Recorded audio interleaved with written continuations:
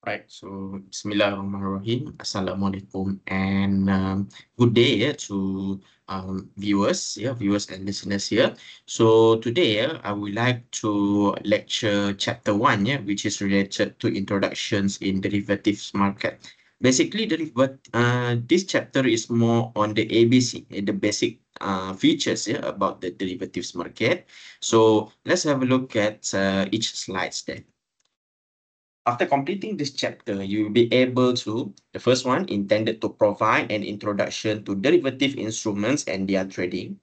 Yeah, and then number two, while you're completing this chapter, you should have a good overview of derivative instruments and their market. So we will have a look at what are the products that are available as far as derivative is concerned. Now, let's have a look at the terms, financial derivative, and we break up into each word. So therefore, derivatives come from the word derive. So this is the derivatives and this is derive. It has the same meaning as obtain.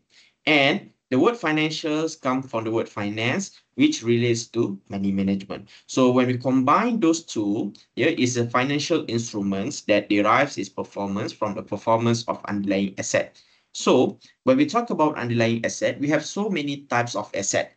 Yeah, different asset have a different value. So the value can be increased and the value can be decreased. It fluctuates. It depends on the market situation and it also depends on the demand and supply. So when we talk about this underlying asset here, basically, that we are not technically purchasing the asset itself, but we just play with the price only. So we will look at those details shortly. So when we talk about the performance, the performance means that which refers to the main objective is finance, which is making profit from transaction. Of course, is a main goal of finance. So as far as money management is concerned, we want to maximize the profit and minimize the losses. So therefore, let's have a look at the underlying assets. It means that any types of tangible and intangible asset that have respective prices. Okay, tangible means that is more on physical asset. Intangible refers to non-tangible. Sorry, not tangible, meaning that is more on non-physical. For example, gold prices, oil prices, stock prices, currency prices, palm oil prices, and etc. So these are assets, whether it is tangibles or intangibles. Because like I said earlier, the price can be fluctuates, it can be increased or it can be decreased. It depends on the market situation. So you cannot make gold, oil, stock, currency, and palm oil price are same. It depends, it depends on the market. Now, let's have a look at the analogy on how financial derivatives works to make profit. So I'm telling you this story just to see whether you understand the financial derivative concept or not. So there is some correction here. This one is 1250, not 1200. So the first one, Ali wants to enter into gold market. So he is in the buyer position. So that means Ali wants to buy and enter the with the financial derivative contracts and he is a buyer position. Okay. When he enters into a gold market, whereby he is a buyer, he does not purchase and obtain physical gold. That means, he went into a gold shop, and then he wants to buy a gold. Technically, he doesn't possess any gold bar. He only enters the contract. That means basically he doesn't go hold anything, any asset. Right, the gold transaction contract says, Ali, you have to pay 1,000 ringgit Malaysia for 50 grams of gold if you want to enter this transaction. So basically 1,000 is a buying price. And Ali agrees and then later on enter the contract. And once he buy, that means he have to pay 1,000, but the gold is not with him. Like I said earlier, he doesn't possess any physical gold. He only enters the contract. 2 months later, because of the market fluctuations, the market price goes up, goes down, goes up, goes down. Ali decided to offset, that means close the contract by selling the gold because previously he was a buyer position. Therefore, to make profit, he has to in a reverse position, which is selling. The selling price is 1,250 for 50 grams of gold to offset the transaction. So therefore, when he sells, he is not returning the physical gold since he does not have. He doesn't have any physical gold, so he doesn't have to return physical gold. Yeah. So therefore, yeah, the profit he made from the contract is selling price minus buying price. 1,250 minus 1,000 is equal to 250 ringgit profit. So basically, he play with the price, and then this is his profit, and he just take away the profit in cash. Yeah. All right. Another analogy in a reverse situation. This case is a seller position. So in a seller position, yeah, that means yeah, I just do a shortcut a little bit. Maria is in a seller position. That means she's selling first. She sell the currency first, and then after that, 30 years later, he intended to buy back with the lower price. So this is the profit. Yeah. 100 US dollar, yeah, minus 80 US dollar equals to profit 10 US dollar. That is the profit that he has to, she can take. Yeah, physically, she's not buying any currency. She just entered into the contract only. So you may read this slide by yourself. All right. However, yeah, derivative markets, yeah, doesn't guarantee any success. Yeah, sometimes derivative players can make losses as well. It doesn't guarantee profit. It can make losses as well because of several factors. Number one, buying price is more than selling price. It means yeah, players pay more than it receive. So it is out of the objective, yeah, whereby yeah, the selling price must be higher than buying price. Therefore, you get the sufficient profit. Okay, so and I give you a numerical example. Let's say you buy at 120 and then you sell at 1 ringgit. Yeah, so therefore you pay more, yeah, which is 1 ringgit 20 cent instead of selling 1 ringgit. So therefore you lost of 20 cent.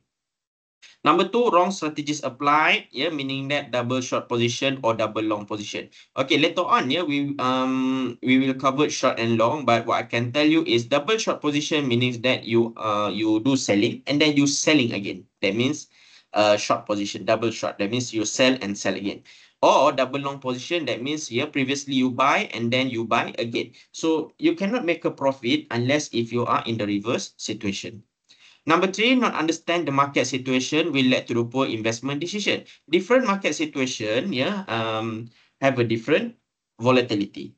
Yeah, so you need to understand, yeah, the difference between country A's market and country B's market. Number four, taking too much risk, such as entering sensitive derivative market. This is especially when the demand and supply are fragile. Yeah. Okay. And the last one is fail to close the contract before or at maturity date. Each contract have their own maturity date. Example, if the buying contract is 3 months and not able to sell within 3 months, the contract become void. You are not able to make profit after the contract is expired. And therefore, the financial derivatives is about choosing the right strategy, ability to calculate expected profit, and choose the right timing to close the contract. Now, this is important. To make profit in financial derivatives, you can have two basic strategies. Number one, long position. Long refers to buyer. So if the question mentioned about long position, automatically by default, it is a buyer position. Okay, and then the next one is a short position, refers to the seller position. If the question mentioned about short, definitely it is automatically by default is more on seller's position. When you are in a buyer position, yeah, you buy first and then you will sell later to complete the transaction. And vice versa. When you are in the seller position, you sell first and then buy later to complete the transaction. Regardless of post position, doesn't matter whether you are long or short, yeah, to make profit, yeah, the buying price must be lower than selling price. Yeah, that means you have to buy cheaper, yeah, and selling, yeah, with expensive price. Therefore, you can get profit. However, if your buying price is more than selling price, you will suffer losses. So you must have buyer and seller together in the contract, otherwise not valid and cannot have one-sided. One-sided means that, like I mentioned in the previous slide, that double short position or double long position.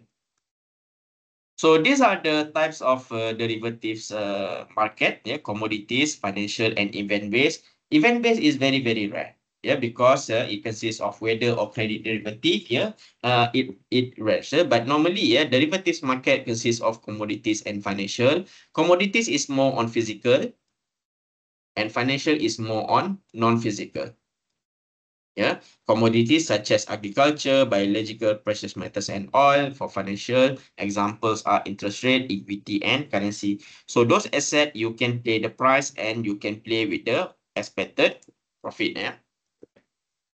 Okay, the purpose of derivatives, yeah. Number one, risk management, whereby the ultimate objective is to reduce the risk. Yeah, that means the traders here can limit the risk by holding a market position, while speculation refer to the taking a position in the way markets will move that enables company to more effectively manage risk. Because yeah, we're not sure what will happen in 1 month, what will happen in 2 months, 3 months, 6 months, 9 months, or 12 months. So therefore, yeah, by contract, yeah. Okay. By contract mechanism, it can tie up into a pre-agreed price instead of waiting for the futures. Yeah, waiting for 1 month, second month, third month, 6 months, 9 months, and 12 months. And what happen, yeah, if those prices not favor your place? Yeah, so yeah, it's considered a high risk. Yeah. So with the contract mechanism agreement between buyer and seller with pre-agreed price, therefore your positions are secured and the risk level are minimal. Number two, price discovery. Inside the contract, a pre-agreed, they will tell you what are the price that you are agreed on. For example, if you are enter now at 1,000 ringgit Malaysia and then you pre-agreed to sell at 1,100 ringgit, so it is secured that the seller will tell you the exact price that we will be pay off. Yeah, that means not pay off but more on offsetting the transactions. So role of derivative also in addition, hedge against inflation and deflation because of the movement of price goes up and goes down, and also provide global diversification. Traditionally we have a traditional finance. Now financial derivative is more on the modern way of doing it. Three main players in derivative markets are hedgers, speculators, and arbitragers. So if you refer to this bracket, hedgers here refers to limit risk. Yeah, that means mitigate the risk and exposures arising from underlying position by taking opposing exposures. If you are buyer, that means you are in position of seller. If you are in the seller position, you are put in the shoes of buyer's position. Yeah, because hedgers is more on agreed contract. Speculators is more on speculating or predicting, assuming the price will be goes up or goes down. It depends on the market situation. And the last one, arbitrages, which is opportunists, sometimes enter a long and short position to lock in the riskless profit. That means, arbitrages, when the opportunities, whereby let's say tomorrow, the price goes up. That means the opportunist will enter into a transaction straight away because he feels that there is an opportunity to make profit. Yeah. So these are the simple explanation of the main players in derivative market, and these are the details explanation of main players in derivatives market. And the bottom line is hedges is more on limit risk. Yes, speculators is more on predictors, and arbitrages is more on opportunists. Okay, 4 common derivative instruments are available in the market. Number one, forward. Number two, futures. Number three, option. Number four, swap. Okay, for your information, forward and futures are sharing a almost similar mechanism, whereby forward and future is all about upcoming prices. This one also upcoming prices. All right. But the difference of forward and futures contract, let's have a look at this one. All right. In my perspective, that means in my opinion, forward are illegal. Futures are legal. Okay, let me tell you the reasons why forward are deemed illegal and futures are deemed legal. Have a look at these two. Not standardized and not regulated. Meaning that when you do a forward contract transaction doesn't have black and white, doesn't have regulatory body, in order to complete the transaction. So therefore, the position of buyer will become insecure. Or if you are taking a short position, which is selling, your position also in insecure because of the unregulated and unstandardized contract. So it's like that you deal on the table between buyer and seller with pre-agreed price without any black and white. So you need to ensure that there is a contract and the agreement are secured. Unlike futures, futures are more secure because it is highly standardized and regulated by government. There is a contract between buyer and seller, which pre-agreed price. And then, as far as clearinghouse is concerned, clearinghouse is a body, whereby they need to ensure that the transaction is completed. When you are buyer, you need to make sure that you get the buying quantities. Okay, if you are seller, you need to make sure that you get sufficient selling amount. And then the transaction need to be completed if you are buyer, and then therefore, when you comes to sell, therefore the transaction will be completed. So like I said, and vice versa. Like I said earlier, clearinghouse is more on to ensure that the transaction are completed and organized by organized exchange. In Malaysia perspective, we call it as a BMDB, Bursa Malaysia Derivative Berhad. Okay, now let's have a look at option. Option enable the holder the right but not the obligation. That means they given an investor an option whether you want to buy or you want to sell. It doesn't have an obligation. That means you don't have to obey. Obey whether if they offer you to buy, therefore you have to buy. Or if they ask you to sell and then you have to sell. No, it's not like that. Given your option, okay, if you want to go for it, that's okay. If you don't want that, that's fine. Two forms are call option and put options. So as far as option is concerned, it will cover in the chapter 7, 8, and 9. And as far as features is concerned, it will cover chapter 4, chapter 3, chapter 4, chapter 5, and chapter 6 in the later videos. Okay, swap contract means that transaction between two parties that simultaneously exchange cash flow. That means you become buyer and seller at the same time. So this swap will be covered under chapter 10. Okay, like I said earlier, commodity versus financial derivative. Commodity is more on physical. Financial is more on non-physical. As simple as that. Which I already explained in the previous slide, which is this one. Commodities are more on physical. Financial is more on non-physical. So these are the examples that you may look on, and you may see the difference between physical and financials. Okay, there is a differences between exchange traded derivative and over-the-counter derivatives. Okay, so as you can see here, exchange traded derivative are listed and traded in an official exchange. In the Malaysia case, is more on Bursa Malaysia Derivative Berhad. Therefore, they have a standard contract size, maturity, delivery process. In the case of commodity derivative, also standard quality. So exchange traded derivative here is more on organized by the board. And over the counter, that means customized transaction between parties in a bilateral agreement. So that means they are not depending on the Bursa Malaysia Derivative Berhad, but it's an agreement between the counter. That means the buyer and the seller. Without interference by the market.